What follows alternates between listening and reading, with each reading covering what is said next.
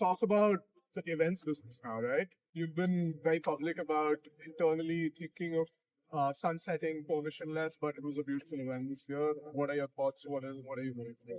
Yeah, we're not going to sunset it. Let's go.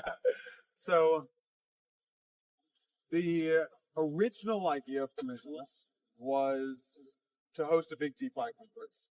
And we decided this in 2021, 2022. I mean, the event was crazy. We had like several thousand attendees, Palm Beach, we took over the whole city, Right. and it just ripped. And it was a crazy event for us. Yeah. 2023, we didn't pivot at all. And the problem with that is that DeFi in the US was dead. Yeah. DeFi was kind of dead in the industry, but also Gensler and the SEC have cracked down so hard on DeFi that the US founders and companies refused to speak and refused to sponsor. So the event was tough. This year, we said, look, there's one thing that matters, which is moving crypto forward to the United States. How do we do that? Applications and consumers and real use cases. And so that was the focus of this year's event. And we didn't get as many people as we wanted. So this is how we do that. Because, coming off Singapore, Token, which is a phenomenal music also, but it's phenomenal. It's like 20,000 people, and tip my cap to Alex and the whole team over there. Like, just did an amazing job. And Korea Blockchain Week 2. So, oh my God, the industry expects these huge conferences. We're not going to deliver to them. They're going to be unhappy. So internally, we're like, maybe that's it. Like, maybe we should just cut permissions. And the experience on site was pretty magical, I would say. I think people were a little bit tired coming off of these big events. Yeah. And what we realized from attending surveys, sponsor surveys, is that people loved the tight-knit, in-person, like, just, like, I don't know, it felt very communal, I'd say. It felt, someone posted on Twitter, it felt kind of like you were back at college. Like running into people that you knew. And so we're not going to cancel the event. We are most likely going to bring it to Brooklyn or New York. Oh, yeah. Okay. And I think that where we have an edge, we always think about what are we the best at in the world? I don't think we're the best at hosting B2C big events. Right. Consensus is good at that. Heat Denver is good at that. Token 2049 is good at these like big, mega 20,000 person events. What I think we are best in class at is hosting B2B, like business to business, and that's kind of a fluffy word what that really means, but like high quality, tight knit conferences, not with 50 people, but with like maybe 2,000 or 3,000 people. Right. I think that's where we can really excel, and I think we're very good at creating experiences in person. We had karate this year. Right. We had that pickleball tournament. Yeah. We had a lot of good experiences, and I think that's where we really excel. Pretty sweet. As an events organizer perspective, from a person who hosts these events, right? Whether it's B2B events, whether it's B2C events, whatever, it's freaking stupid events or it's like permissionless.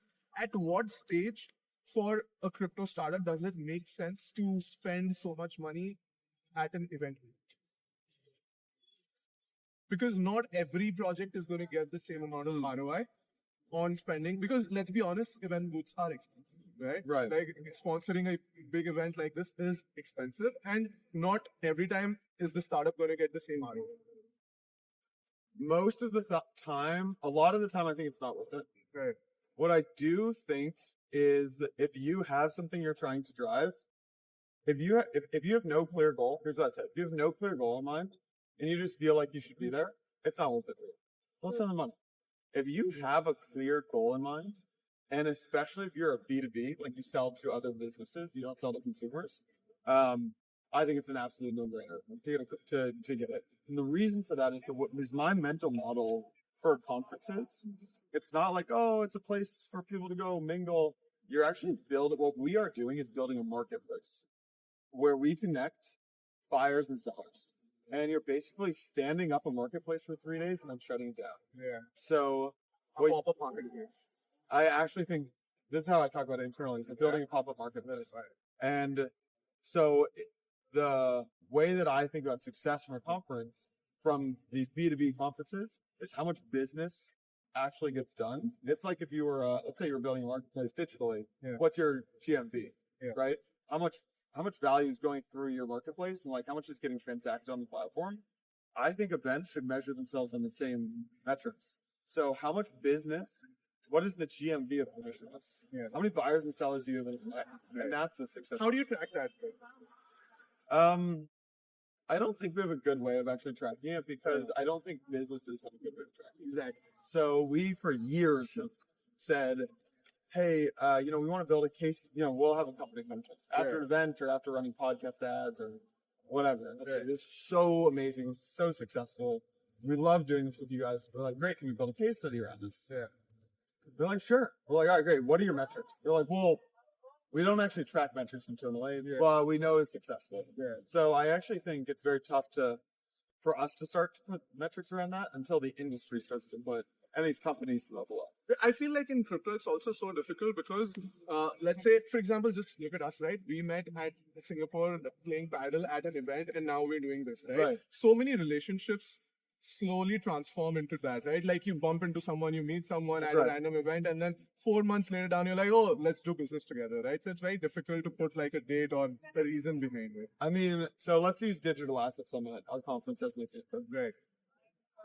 We were the first event that Fireblocks sponsored. We were the first event that Copper sponsored. Yeah. We were one of the first events that BitGo sponsored. We're the first event that Tagomi sponsored. Tagomi ended up becoming Coinbase Prime. We look at a lot of the like institutional landscape today. Oh, we're the first event that Anchorage sponsored. So you look at these companies, Anchorage, Fireblocks, Copper. Are they successful because of us? Absolutely not. And you couldn't even say that with a straight face. Yeah. Did we help them grow? Maybe 1%.